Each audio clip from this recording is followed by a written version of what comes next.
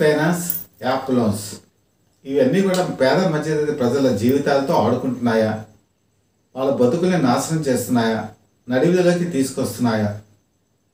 ఒకసారి ఇది మనం పరిశీలన కనుక తీసుకుంటే ఖచ్చితంగా ఫైనాన్స్ అనేది ఎవరికైనా సరే తీసుకున్నప్పుడు చాలా బాగుంటుంది, కానీ తీర్చేటప్పుడు మాత్రం చాలా ఇబ్బందిగా ఉంటుంది. మన బతుకుల్ని అతలాకుతలం చేసే పరిస్థితి కూడా తీసుకొస్తుంది. ఇదేంటో ఒకసారి మనం తెలుసుకుందాం. ఒకప్పుడు ఫైనాన్స్ అనేటప్పటికీ సినిమా రంగంలో వాళ్ళే ఫస్ట్ ఫైనాన్స్ తీసుకునేవాళ్ళు.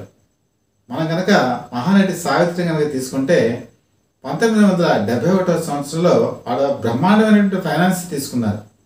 అప్పటికి ఆవిడకి బజిల్లా రోడ్లో మంచి బిల్డింగ్స్ ఉన్నాయి, ప్రాపర్టీస్ ఉన్నాయి.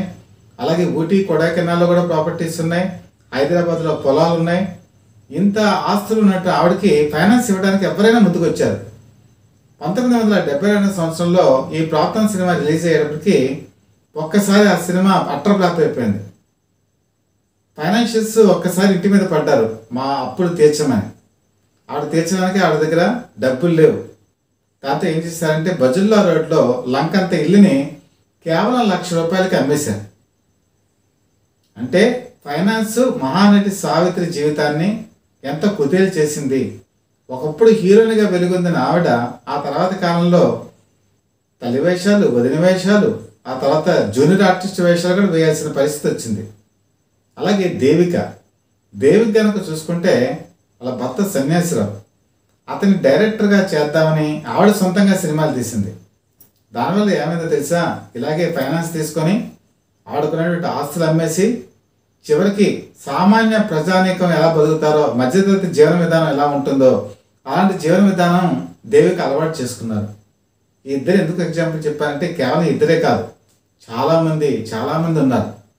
అంటే ఆ రోజుల్లో సినిమా రంగంలో ఉన్న వాళ్ళు ఫైనాన్స్ బాగా దొరికేది. వాళ్ళకున్న ప్రాపర్టీస్ తీసుకెళ్ళి ప్రామిసరీ నోట్స్ ఎక్కడ బ్లాంక్గా ఉంటే అక్కడ సంతకాలు పెట్టేసేవాళ్ళు. వాళ్ళకి ఇచ్చి డబ్బులు కనుక హిట్ అయ్యి వస్తే ఆ డబ్బులు తిరిగి ఇచ్చేస్తే ఆ ప్రామిసరీ నోట్లో బ్లాంక్ ఇచ్చేసేవాళ్ళు. లేకపోతే దాని మీద ఎంతైనా అమౌంట్ రాసుకునేవాళ్ళు. ఆ వడ్డీ కూడా చక్రవడ్డీ, బారు వడ్డీ ఇలా రకరకాలుగా కలిపి వాళ్ళ ఆస్తులంతా అమ్ముకొని ఆ వదిలి వెళ్ళిపోయేటువంటి పరిస్థితి కూడా వచ్చేది. చెన్నై నుంచి చాలామంది వాళ్ళ ఊళ్ళకి వెళ్ళిపోయారు. దీనికి కారణం ఏంటంటే ఫైనాన్స్. ఈరోజు డైలీ ఫైనాన్స్ ఉంది, యాప్ లోన్స్ ఉన్నాయి. డైలీ ఫైనాన్స్ ఎంత ప్రజల జీవితాన్ని దుర్భరం చేస్తుందో ఒకసారి ఆలోచిస్తే మనం విస్తుపోతాం. అసలు డైలీ ఫైనాన్స్ ఎలా ఉంటుందో మనం ఆలోచిస్తే ఆంధ్రప్రదేశ్ రాష్ట్రంలో ఉభయ గోదావరి జిల్లాలో 60 సంవత్సరాల క్రితం ఈ డైలీ ఫైనాన్స్ వ్యాపారం జోరుగా ఉండేది. ఆ తర్వాత విజయవాడ. ఈరోజు కనుక చూసుకుంటే ఈ డైలీ ఫైనాన్స్ అనేది ఆంధ్రప్రదేశ్లో అన్ని చోట్ల కూడా విస్తరించిపోయింది.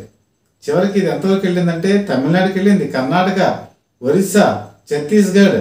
ఇక్కడ వ్యాపారం చేసేవాళ్ళు వాళ్ళ లైన్లు అంటారు. ఈ లైన్ అనేటప్పటికీ వీళ్ళ దగ్గర మనుషులు ఉంటారు. ఈ మనుషులు ఏం చేస్తారంటే ప్రతి చోటకి వెళ్ళిపోతారు. ఎక్కడో తూర్పుగోదావరి జిల్లాలో ఉండేటువంటి ఫైనాన్స్ వ్యాపారం చేసేవాళ్ళు, విజయవాడలో ఫైనాన్స్ వ్యాపారం చేసేవాళ్ళు, వాళ్ళ లైన్లలో ఆ లైన్లు చూసుకుంటే నేను చెప్పినట్టు వివిధ రాష్ట్రాలు కూడా విస్తరించి ఉంటుంది. అయితే ఈ డైలీ ఫైనాన్స్ ఏంటి అసలు ఎందుకు తీసుకుంటారంటే చిన్న వ్యాపారాలు చేసుకునేవాళ్ళు, తర్వాత మనకి అసలు ఫైనాన్స్ బ్యాంకుల ద్వారా లభ్యం కాదు అనేటువంటి ఒక అపప్రదకి లోనయ్యేటువంటి వాళ్ళు, ఏదో రకంగా జీవితం ఇలా సాగిస్తే పోతుందిలే అని చెప్పేసి వ్యాపారంగా తీసుకోకుండా ఏదో చులకన భావంతో చూసుకునేవాళ్ళు. వాళ్ళు ఏం చేస్తారంటే జీవనం ఆ రోజు గడిచిందా లేదా అని చూసుకునేవాళ్ళు ఈ డైలీ ఫైనాన్స్కి వెళ్ళిపోతారు. డైలీ ఫైనాన్స్ ఎలా ఉంటుందంటే ఫర్ ఎగ్జాంపుల్ 10,000 అప్పు తీసుకుంటే వాళ్ళ చేతిలో పెట్టేది 8,000. మిగతాది 100 రోజుల్లో తీర్చేసేయాలి. అంటే 10,000 100 రోజుల్లో తీర్చాలి. అంటే 3 నెలల 10 రోజులు. ఎగ్జాంపుల్ చెప్తున్నాను. ప్రతిరోజు ₹100 కట్టేయాలి. ₹100 100 రోజుల్లో కట్టాలి. అంటే ఎంత అయింది? 10,000 అయింది. 10,000 అంటే ఎంత ఇంట్రెస్ట్ రేట్ పడింది? దాదాపు ₹10 పైన ఇంట్రెస్ట్ రేట్ పడింది. అంటే ఇంత దుర్భరం అంటే ఒక్కొక్కసారి ఇది ₹100కి ₹20 కూడా పడుతుంది. అంటే ₹100కి ₹20 ఇంట్రెస్ట్ కట్టుకుంటే వాడు ఎంత లాస్ అయిపోతాడో కస్టమర్ అనేది ఈ ఫైనాన్స్ వ్యాపారం పట్టించుకోడు. వాళ్ళు ఏమంటారంటే వాళ్ళకి మేము సహాయం చేస్తున్నాం, వాళ్ళకి డబ్బులు అవసరం, బ్యాంకుకి వెళ్తే బోళ్ళంత ప్రొసీజర్ ఉంటుంది, అది తీసుకురా అంటారు. మేము అలా కాదు, అడిగిన వెంటనే ఇచ్చేస్తాం, వాళ్ళ వ్యాపారం వాళ్ళకి మేము హెల్ప్ చేస్తున్నాం అంటారు. కానీ వాళ్ళు ఇచ్చేటప్పుడు చాలా మర్యాదగా ఉంటారు, పొలైట్గా మాట్లాడతారు. తర్వాత అవసరమైతే ప్రామిసరీ నోట్ల మీద బ్లాంక్, ఇంతగా నేను చెప్పినట్టు సినిమా వాళ్ళు ఎలాగ ఇచ్చారో అలా బ్లాంక్ ప్రామిసరీ నోట్స్ మీద సంతకాలు తీసేసుకుంటారు. వాళ్ళ ప్రాపర్టీస్ ఏమున్నాయో చూసుకుంటారు. అసలు లోన్స్ ఇచ్చే ముందు కూడా వాళ్ళ స్థితిగతులు ఏంటి, వాళ్ళకున్న బ్యాక్గ్రౌండ్ ఏంటి, వాళ్ళ వెనకాల ఎవరు ఉన్నారు, ఈ ఇన్ఫర్మేషన్ అంతా వాళ్ళు తీసుకుంటారు. వాళ్ళు ఎలాగైనా సరే తీర్చగలరు అని చెప్పి అనుకుంటేనే ఆ డబ్బులు ఇస్తారు. పొలైట్గా ఉన్నది తర్వాత కనుక వడ్డీ కనుక కట్టకపోతే దానికి చక్రవడ్డీలు, బారు వడ్డీలు అన్నీ కలుపుతారు. అప్పటికీ కూడా ఇవ్వకపోతే వాళ్ళ మాట తీరు మారుతుంది, కర్కశంగా మారుతారు. తర్వాత బూతులు తిడతారు, అవసరమైతే కొడతారు. ఇంకా కనుక ఇవ్వకపోతే కిడ్నాప్లు కూడా చేస్తారు. అది ఎవరిని చేస్తారో కుటుంబ సభ్యుల్లో ఎవరికీ తెలియదు. మీరు ఒకసారి కనుక గతాన్ని కనుక పరిశీలన చేసుకుంటే పవన్ కళ్యాణ్ జనసేన పార్టీ అధ్యక్షుడిగా ఉన్నటువంటి ఆ టైము, అంటే అప్పటికి ఇంకా అధికారంలోకి రాలేదు, అప్పుడు ఆయన ఒక విమర్శ చేశారు. ఏంటంటే వాలంటీర్లు ఆధార్ కార్డులు లాంటివి తీసుకొని ఆ ఇన్ఫర్మేషన్ బయట వ్యక్తుల చేతుల్లోకి వెళ్ళిపోతుంది. ఇది ప్రధానమైనటువంటి ఆరోపణ. ఇంకొక ఆరోపణ ఏంటంటే ఆంధ్రప్రదేశ్ రాష్ట్రంలో 30,000 మంది ఆడవాళ్ళు మిస్ అయిపోయారు. మనం కనుక జాగ్రత్తగా చూసుకుంటే సంఘ విద్రోహ శక్తుల చేతుల్లో పడినా ప్రమాదమే, ఈ డైలీ ఫైనాన్స్ ఇచ్చే వాళ్ళ చేతుల్లో పడినా ప్రమాదమే. అంటే ఒక ఆధార్ కార్డులో ఎంతో వాల్యుబుల్ ఇన్ఫర్మేషన్ ఉంటుంది. మన ఫైనాన్షియల్ స్టేటస్, మన కుటుంబ సభ్యులు, అలాగే మనం చేసేవంటి వడ్డీలు, లేకపోతే వ్యాపారాలు, లేకపోతే ఫైనాన్షియల్ స్టేటస్, ప్రాపర్టీస్, ఇవన్నీ కూడా అందులో కనబడతాయి. దీన్ని బేస్ చేసుకునే ఆ రోజు ఫైనాన్స్ ఇచ్చారంటే అనుమానం కూడా మనకు కలుగుతుంది. మరి ఈ కిడ్నాప్స్ జరిగేటప్పుడు మరి ఆడవాళ్ళు కూడా కిడ్నాప్ చేశారా, వాళ్ళు ఎక్కడికైనా తరలి వెళ్ళిపోయారా కూడా తెలియనటువంటి పరిస్థితి. ఏదైనా సరే డైలీ ఫైనాన్స్ అనేది ఒకప్పుడు చిరు వ్యాపారులు వీళ్ళకి పరిమితమైంది. తర్వాత వచ్చేప్పటికి మధ్యతరగతి ప్రజలు కూడా దీనికి అలవాటు పడిపోయారు. అంటే వ్యాపారాలు చేసుకునే వాళ్ళ దగ్గర నుంచి వాళ్ళకి ఒంట్లో బాగాలేనప్పుడు హాస్పిటల్లో జాయిన్ అయ్యి వాళ్ళకి డబ్బులు కట్టలేని వాళ్ళు కూడా ఈ డైలీ ఫైనాన్స్ని ఆశ్రయించడం, రిటైర్ అయిపోయిన వాళ్ళు వాళ్ళ జీవన విధానంలో ఏదైనా కష్టం వస్తే డైలీ ఫైనాన్స్ని ఆశ్రయించడం. తర్వాత కనుక చూసుకుంటే కరోనా 2020 తర్వాత కరోనా ఎప్పుడైతే విజృంభించిందో ప్రతి ఒక్కరి జీవితం అస్తవ్యస్తం అయిపోయింది. అలాంటి వాళ్ళు చాలామంది ఈ డైలీ ఫైనాన్స్కి ఆశ్రయించడం. ఒకప్పుడు డైలీ ఫైనాన్స్ కొంతమంది చేతుల్లోనే ఉండేది. ఇప్పుడు డైలీ ఫైనాన్స్ చాలామంది చేయడం మొదలుపెట్టారు. అంటే ఉద్యోగాలు, గవర్నమెంట్ ఉద్యోగాలు రాని వాళ్ళు, తర్వాత వాళ్ళు ఏదైనా గవర్నమెంట్ ఉద్యోగం చేసుకుంటూ చేతిలో ఒక 5-6 లక్షలు ఉంటే దాన్ని కూడా తిప్పడం వడ్డీలకి. అలాగే చివరికి పౌరహిత్యం చేసుకునే వాళ్ళ దగ్గర నుంచి వాళ్ళు కూడా డబ్బులు ఉంటే వాళ్ళు కూడా ఒక 2-3 అపాయింట్ చేసుకొని వాళ్ళు కూడా ఈ డైలీ ఫైనాన్స్కి తిప్పడం. అంటే ఒకళ్ళు కాదు, ఇద్దరు కాదు. అంటే పౌరహిత్యం ఎందుకన్నానంటే పౌరహిత్యం దగ్గర నుంచి మొదలు పెట్టుకొని చివరికి ఉద్యోగాలు చేసే గవర్నమెంట్ ఎంప్లాయీస్ దగ్గర నుంచి, ప్రైవేట్ ఎంప్లాయీస్ దగ్గర నుంచి వీళ్ళందరూ కూడా ఈ డైలీ ఫైనాన్స్ని ఆశ్రయించడం మొదలుపెట్టారు. ఒక 3-4 లక్షలు పెట్టుబడి ఉంటే చాలు, వ్యక్తులు దొరికేస్తారు. వాళ్ళకి ఇందులో బాగా ఈ డైలీ ఫైనాన్స్లో అన్ని రకాలుగా వాళ్ళకి తెలుసు. మంచిగా మాట్లాడటం తెలుసు, తిట్టడం తెలుసు, కొట్టడం తెలుసు, కిడ్నాపులు చేయడం కూడా తెలుసు. అయితే అసలు ప్రభుత్వం ఈ డైలీ ఫైనాన్స్ మీద ఎందుకు దృష్టి పెట్టట్లేదు? వీళ్ళు చేసేటువంటి అకృత్యాలు, అరాచకాలకి అంతుంటుందా? మనం కనుక చూసుకుంటే చాలామంది ఆత్మహత్యలకి పాల్పడే సందర్భాలు కూడా ఉన్నాయి. అప్పులు తీసుకునే వాళ్ళు కాదు, అప్పులు తీసుకున్న వాళ్ళు బాధపడటమే కాదు, ఇందులో ఉద్యోగాలు ఇప్పించిన వాళ్ళు కూడా బాధపడుతున్నారు. అంటే ఈ డైలీ ఫైనాన్స్కి వెళ్ళేటువంటి వ్యక్తులు, లైన్కి వెళ్ళే వ్యక్తులు ఈ నిరుద్యోగుల్ని ఎవరైనా సరే ఈ డైలీ ఫైనాన్స్ చేసే వాళ్ళకి మా వాడికి ఉద్యోగం ఇప్పించండి అంటే తీసుకుంటారు. తీసుకున్న తర్వాత వాడేదో ఫ్రాడ్ చేశాడని, డబ్బులు ఏవో కొట్టేశాడని, దానికి మీరే కట్టాలని చెప్పేసి చాలామందికి బాండింగ్ అనేది ఏర్పాటు చేసి వాళ్ళు చివరికి ఎందుకు ఈ ఉద్యోగం ఇప్పించారా మహాప్రభు అని చెప్పేసి 15 లక్షలు, 20 లక్షలు, 30 లక్షలు ఇప్పుడు కడుతున్న వాళ్ళు కూడా ఉన్నారు. అంటే ఉద్యోగం చేసేవాళ్ళే కాదు, ఆ డైలీ ఫైనాన్స్లో ఉద్యోగం ఇప్పించిన వాళ్ళు కూడా చివరికి వాడు చేసే తప్పులకి, అంటే అక్కడ చేర్పించిన వాడు చేసే తప్పులకి బలి అయిపోయినటువంటి వాళ్ళు, వీధుల పాలు అయిన వాళ్ళు చాలా మంది ఉన్నారు. డిజిటల్ టెక్నాలజీ ఎప్పుడైతే పెరిగిందో ఇప్పుడు యాప్ లోన్స్ కూడా వచ్చేసాయి. ప్రతి ఒక్కరి దగ్గర కూడా మొబైల్ ఉంటుంది, ఇంటర్నెట్ ఉంటుంది, స్మార్ట్ ఫోన్స్ ఉంటున్నాయి. దీంతో ఏదైనా అవసరం వస్తే, అంటే చదువుకునేటువంటి యువకులు, తర్వాత ఉద్యోగాలు చేసేవాళ్ళు, జీవితంలో సెటిల్ అయిన వాళ్ళు కూడా సరదాగా మొదలుపెట్టి యాప్ లోన్స్ ఏదో తక్కువకు వస్తాయి, అని చెప్పేసి తొందరగా వస్తాయనే భ్రమలో ఈ లోన్స్ తీసుకుంటున్నారు. ఫస్ట్ దీనికి మొట్టమొదటి తక్కువ వడ్డీ రేట్లు అని చెప్పేసి ఆకర్షణీయమైన ప్రకటనలు ఉంటాయి. తర్వాత అందులోకి దిగేటప్పటికి సర్వీస్ ఛార్జెస్ అంటారు, డాక్యుమెంటేషన్ ఛార్జెస్ అంటారు, రకరకాల పేర్లు చెప్తారు. చివరికి తడిసి మోపుడంత అయ్యి దిగిన తర్వాత తెలుస్తుంది అది ఊబి అని. వాళ్ళు వడ్డీలు కనుక చూసుకుంటే మన కట్టలేమని కూడా అర్థమవుతుంది.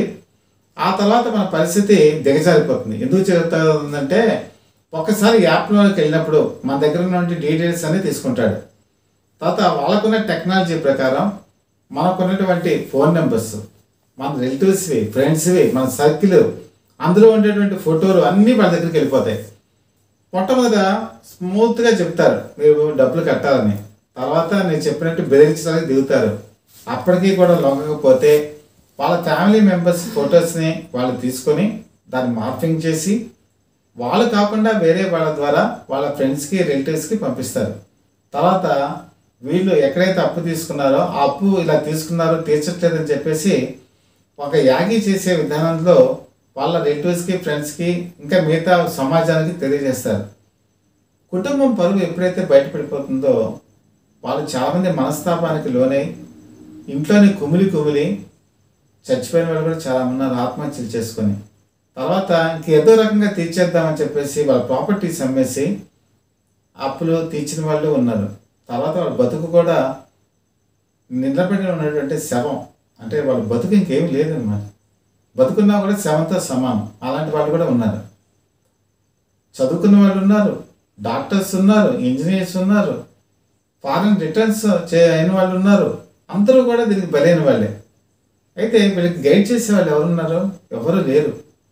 ఈరోజు వాళ్ళకి సరైన సలహాలు లేకపోతే భ్రమలకు లోనే, ఆకర్షణమైన వాటికి లోనే ఏదో లగ్జరీ లైఫ్ లీడ్ చేద్దామని చెప్పి యాప్ లోన్స్ వలలో పడి చాలామంది బాగా చదువుకున్న వాళ్ళు కూడా మోసపోతున్నారు, ప్రాణాలు కోల్పోతున్నారు.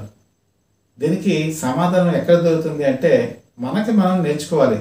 అత్యవసర అవసరాలకి బ్యాంక్స్ ఉన్నాయి. అక్కడికి వెళ్తే మనం కొద్దిగా లేట్ అయినా సరే మనకి లోన్స్ ఇస్తారు. అలాగే గవర్నమెంట్ కూడా అనేక రకాలైన సదుపాయాలు కల్పిస్తుంది, ఎన్నో రకాలైన స్కీమ్స్ పెట్టింది. మనకేమో టైం ఉండదు, ఓపిక ఉండదు. కనీసం బ్యాంక్స్కి వెళ్ళి మన పరిస్థితి వివరిస్తే వాళ్ళు అర్థం చేసుకుంటారు, ఆ ప్రయత్నం కూడా చేయరు. ఏదో తొందరగా వస్తుంది, వెంటనే వస్తుంది అని చెప్పేసి ఒక భ్రమలకు లోనే యాప్ లోన్స్కి వెళ్తున్నారు, డైలీ ఫైనాన్స్కి వెళ్తున్నారు. చివరికి వాళ్ళ జీవితం కనుక చూసుకుంటే చుట్టూ అప్పుల వాళ్ళు చేసేవంటే హంగామా, పరువంతా కూడా పోయి చివరికి ఆస్తులు కూడా పోగొట్టుకున్న వాళ్ళు చాలామంది ఉన్నారు. ఇది రాష్ట్రమంతా జరుగుతోంది.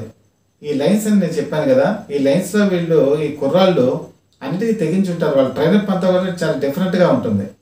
ఇందులో నిరుద్యోగ యువకుల్ని వాళ్ళు సెలెక్ట్ చేసుకుంటారు ఈ డైలీ ఫైనాన్స్ ఇచ్చేవాళ్ళు. అలాగే ఈ డైలీ ఫైనాన్స్ వాళ్ళకి కూడా రాజకీయ ప్రాపం కూడా ఉంటుందని చెప్పి చాలామంది చెప్తున్నారు. కొంతమంది గత ప్రభుత్వంలో కనుక చూసుకుంటే వైసీపీ ప్రభుత్వంలో చాలామంది ఎమ్మెల్యేలు ఈ డైలీ ఫైనాన్స్ చేసే వాళ్ళని ఎంకరేజ్ చేశారని, అలాగే వాళ్ళు కూడా కొంత డైలీ ఫైనాన్స్ చేశారని, అలాగే ఈ సెటిల్మెంట్లు కూడా ఈ ల్యాండ్స్ కానీ లేదా బిల్డింగ్స్ కానీ బలవంతంగా రాయించుకొని సెటిల్ చేశారని కూడా అనేక రకాల వదంతులు ఉన్నాయి, ఆరోపణలు ఉన్నాయి. అయితే దీని మీద దర్యాప్తు జరగాలంటే చాలా టైం పట్టేస్తుంది. 10 సంవత్సరాల క్రితం సామాన్య మధ్యతరగతి ప్రజలుగా ఉన్నవాళ్ళు ఈరోజు డైలీ ఫైనాన్స్ చేసి కోట్లాది రూపాయలు సంపాదించారంటే మరి వాళ్ళు ఎక్కడి నుంచి సంపాదించారు, ఏ విధంగా సంపాదించారు? ఇది రిజర్వ్ బ్యాంకు రూల్స్, నిబంధనలు కూడా చాలా విరుద్ధం ఇలాంటి వ్యాపారాలు చేయటం. పవన్ కళ్యాణ్ చాలా దృష్టి సారించారు కాకినాడ పోర్టుకి సంబంధించి.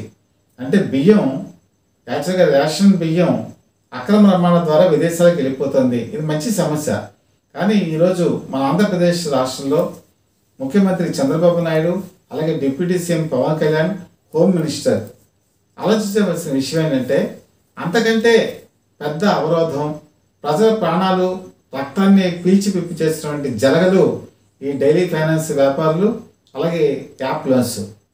వీటి మీద కూడా దృష్టి సారించి పోలీస్ డిపార్ట్మెంట్ కూడా అసలు వీళ్ళ కదలికలు ఏంటి, వీళ్ళ నడవడిక ఏంటి, అసలు వీళ్ళు ఎంతవరకు పెడుతున్నారని చెప్పేసి ఒక కేసు షీట్ ఓపెన్ చేసి ఈ ఫైనాన్స్ వ్యాపారం చేసే వాళ్ళని 1000 కళ్ళతో చూడవలసిన అవసరం ఉంది. ఎందుకంటే ఈరోజు చాలామంది కిడ్నాప్లకు గురైనా బయటకు చెప్పలేకపోతున్నారు. ఆస్తిని బలవంతంగా సెటిల్మెంట్ చేసి రాయించుకున్నా చెప్పలేకపోతున్నారు. వీళ్ళ అనుభవ రాహిత్యం, అవగాహన రాహిత్యం కూడా దీనికి కారణం. ప్రామిసరీ నోట్లు కూడా ఎవరికి పడితే విపత్తు. అలాగే మీరు మీ సమయం కానీ లేకపోతే మీ డబ్బులు కానీ ఎంత విలువైందో మీరు గుర్తించండి. అలాగే మీ జీవితాన్ని సక్రమైన మార్గంలో వెళ్ళటానికి మీరు ఎప్పుడూ కూడా బ్యాంకుల్ని ఆశ్రయించండి. ఫైనాన్షియల్కి సంబంధించి మీ అవగాహన పెంచుకోండి. అలాగే మీకు ఏదైనా సరే ట్రబుల్స్ కనుక్కుంటే ఈరోజు గవర్నమెంట్ అనేక రకాలైన సదుపాయాన్ని కలుగజేస్తుంది. ఆ సదుపాయాలు ఎక్కడ మనకి లభ్యమవుతాయి, తక్కువ ధరకి ఎక్కడ మనకు దొరుకుతాయి, అసలు హిడెన్ గా మనకి ఏమైనా ఛార్జెస్ ఉన్నాయా, అలాగే ఇందులో సర్వీస్ ఛార్జెస్ ఎక్స్ట్రాగా ఉన్నాయా, ఇవన్నీ కూడా మీకు చదువుకున్న వాళ్లే కాబట్టి వీటిని అవగాహన పెంచుకొని దాన్ని బట్టి మీ ఖర్చుల్ని వాడుకోండి తప్ప. మీరు ఇంకొక విషయం ఏంటంటే ఈ ఉద్యోగాలు కూడా మీరు ఎవరో ఉద్యోగం మాకు కావాలని మీ ఇంటికి వస్తే మీరు ఎడాపెడా మీకు అంతా బాగా తెలుసు అని చెప్పేసి, నాకు వాళ్ళు తెలుసు వీళ్ళకి తెలుసు అని చెప్పేసి ఈ ఫైనాన్స్ ఇచ్చే వాళ్ళ దగ్గర మాత్రం దయచేసి పెట్టకండి. ఎందుకంటే ఈ ఫైనాన్స్ కంపెనీస్ కనుక చూసుకుంటే డైలీ ఫైనాన్స్ ఇచ్చేవాళ్ళు వీళ్ళు ఎక్కడికొక్కడికో లైన్లు తిరుగుతూ ఉంటారు. డబ్బులు వాళ్ళ చేతికి వస్తూ ఉంటాయి. అక్కడ కనుక ఏదైనా కనుక ఫ్రాడ్యులెంట్ యాక్టివిటీ కనుక జరిగితే వాళ్ళు కనుక ఏ డబ్బులు వాళ్ళకి ఆ డైలీ ఫైనాన్స్ ఇచ్చే వాళ్ళకి కనుక ఇవ్వకపోతే ఈ ఉద్యోగాలు ఎవరైతే రికమెండ్ చేస్తారో వాళ్ళ పరిస్థితి గందరగోళంగా తయారవుతుంది. ఆ డైలీ ఫైనాన్స్ ఇచ్చే వాళ్ళు నిజంగా వాళ్ళకి నష్టపోయారో లేదో తెలియదు కానీ మీ వాడిని మా ఉద్యోగంలో పెట్టడం వల్ల వాడు ఒక 30 లక్షలు తినేసాడు అన్నాడు అనుకోండి, ఆ 30 లక్షలు మనమే కట్టవలసిన పరిస్థితి కూడా వస్తుంది. అలాంటి వాళ్ళు నిజంగా ఉన్నారు, వాళ్ళు ఇబ్బందులు ఎదుర్కొంటున్నారు. అలాగే రాష్ట్ర ప్రభుత్వాన్ని కోరేది ఏంటంటే ఈ డైలీ ఫైనాన్స్ వ్యాపారం రిజర్వ్ బ్యాంక్ నిబంధనలకు విరుద్ధం కాబట్టి ఇలాంటి వ్యాపారాలు చేసే వాళ్ళని నిఘాతో కన్నీసి ఉంచి వాళ్ళు చేసే చర్యలు ఏంటి, ఎంతమందిని వాళ్ళు ఇబ్బంది పెడుతున్నారు, ఇవి కూడా ఒకసారి రాష్ట్ర ప్రభుత్వం పరిశీలన చేయవలసిన అవసరం ఉంది. వాళ్ళ ట్రాక్ రికార్డును కూడా పరిశీలన చేయాలి. వాళ్ళ ఆస్తుల పెరుగుదల కూడా అబ్జర్వ్ చేయాలి. ఎందుకంటే గత 10 సంవత్సరాల కాలంలో చాలా సామాన్య మధ్యతరగతిగా ఉండేటువంటి డైలీ ఫైనాన్స్ వాళ్ళు ఈరోజు కోట్లాది స్థాయికి ఎదిగిపోయారు. అంత ఆస్తులు ఎలాగ వచ్చాయి, ఎక్కడి నుంచి వచ్చాయి, సక్రమైన రీతిలో వచ్చాయా, అక్రమమైన రీతిలో వచ్చాయా? ఇన్కమ్ ట్యాక్స్ డిపార్ట్మెంట్ వాళ్ళు కూడా ఈ దృష్టి సారించి వీళ్ళ ఆట కట్టించవలసిన పరిస్థితి కూడా ఎదురవుతోంది. కాబట్టి డిప్యూటీ సీఎం పవన్ కళ్యాణ్ దీని మీద దృష్టి సారించి, అలాగే రాష్ట్ర ముఖ్యమంత్రి చంద్రబాబు నాయుడు, హోమ్ మినిస్టర్ మరొకసారి ఇలాంటి వాళ్ళని అడ్డు అదుపు లేకుండా చెరిగిపోతున్న మోకల్ని కట్టడి చేయవలసిన అవసరం ఎంతైనా ఉంది.